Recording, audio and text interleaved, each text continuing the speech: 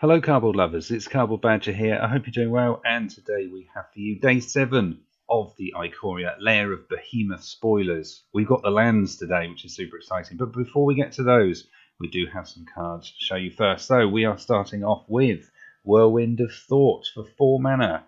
1 a blue, red and a white. We have an enchantment with whenever you cast a non-creature spell, draw a card. We need more card draw. We don't really. I am not massively excited to see this card. Artwork is very lovely, but if we can splash a little bit of red to now have additional card draw in colours that always get a world of card draw, this is pretty disgusting. Up next we have Regal Leosaur for 2 mana, 1 red, 1 white. We have a creature, Dinosaur Cat, 2/2. It has mutate for 3. And whenever this creature mutates, other creatures you control get +2/+1 until the end of turn. So a Boros cat deck, you never know. Yeah, go wide, mutate, have all your creatures have +2/+1, or possibly 4/2 if you have the opportunity of doing a cheaper 2 mana mutate cost on top as well. Yeah, this looks pretty interesting, and something else in Boros colours.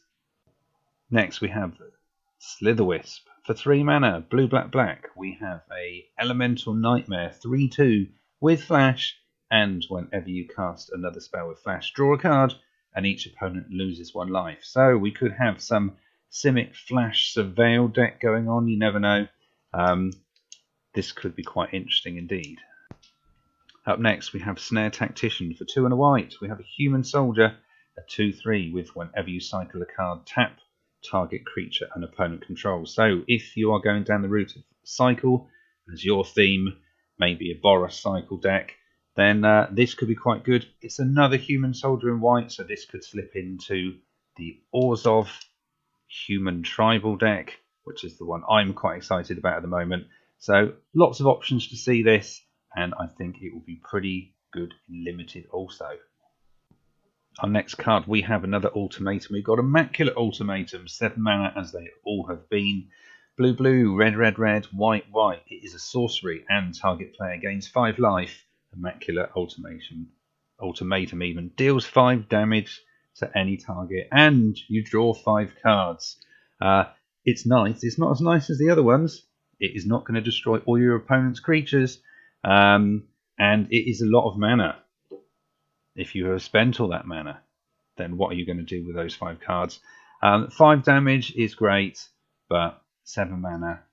Maybe if you can survive 1 turn and then do something fantastic with your 5 cards you've just drawn, and you've got the ability to duplicate this spell in standard as well, so therefore you could be doing great things. So yeah, it is scary, but it is definitely not the best one out of the bunch.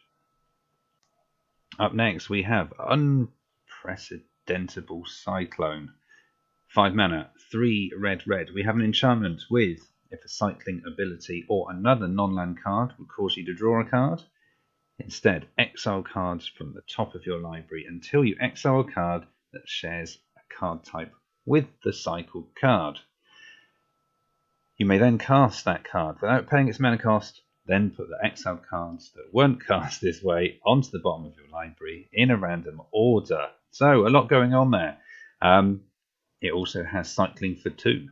So please let me know in the comments what you think about this Cyclone. Is it going to be fantastic?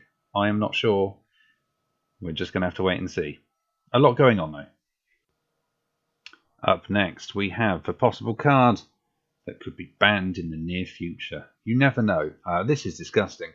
We have Winota, Joiner of Forces for 4 mana, 2 red and a white. We have a legendary creature, Human Warrior.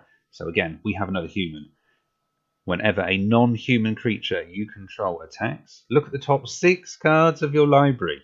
6.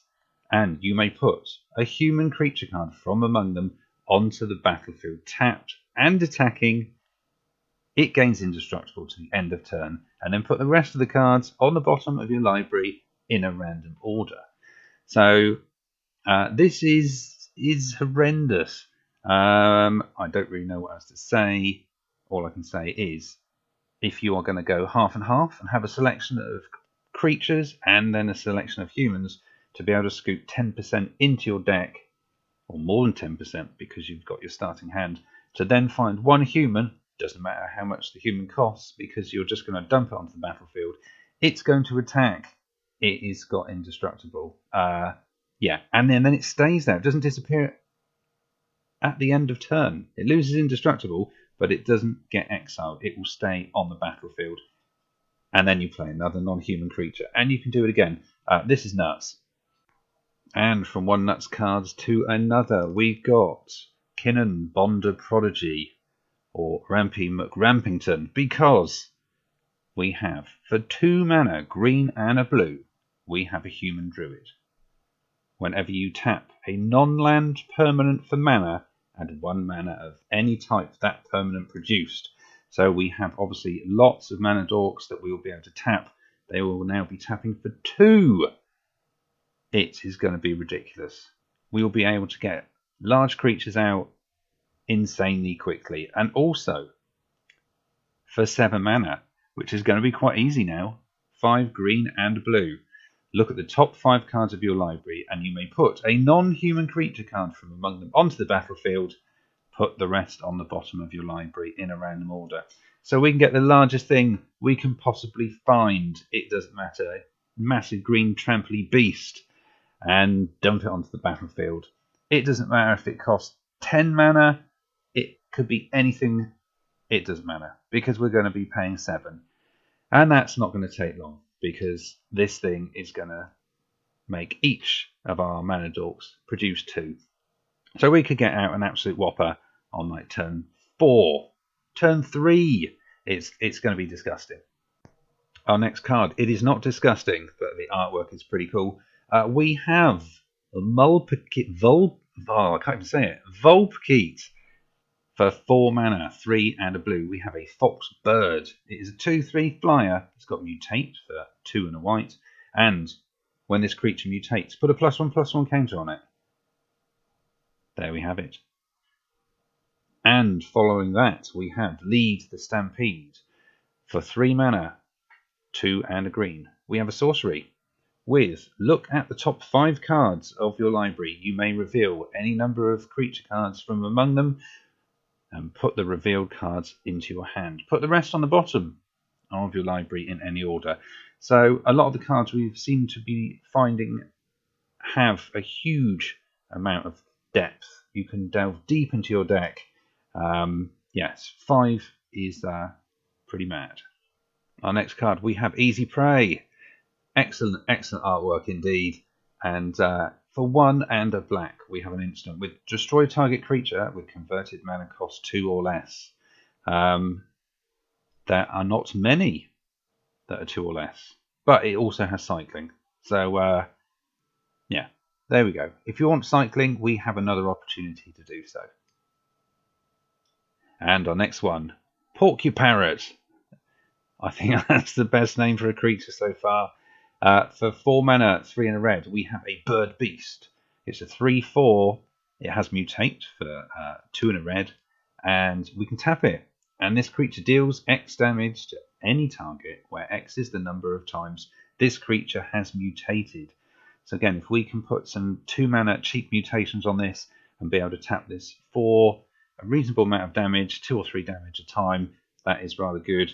So yeah, and an amazing name. And up next, we have the lands. Everyone has been waiting to see what on earth's going on. I will put them up on the screen, but I will just focus on one of them. So we shall have a look at the Zagoth Triome. It is a land. It is a rare. It is a swamp, a forest, and an island. You can tap and add those choice of 3 manas. It does enter the battlefield tapped. And it also has cycling. But it is cycling for 3, which is mighty expensive. But the fact is, it is basic because we can go and search for it, because we can look for a swamp, a forest, or an island. So a lot of people are very excited about this. It does come in tapped, which is a massive shame. But please let us know in the comments what you think of these lands. Again, the artwork, absolutely fantastic. The alternative art, the variant borderless, looks absolutely stunning. I would love to get a selection of those. And our final card, another land, we have Bonder's Enclave.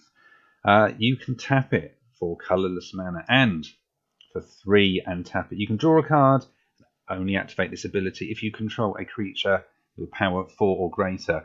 And obviously, in this set, with these absolute whoppers, we should easily be able to tap this and be able to draw a card, which is going to be good for a huge amount of decks. Really, really do like this card, and the fact that it's colourless means it will go in everything. So please let us know, which is your favourite land? Do you like the Tricycle lands? Do you like this Bonder's Enclave? I would love to know. And that is it. So all I can say is I hope you enjoyed the video, and we will see you again soon here on Cardboard Badger.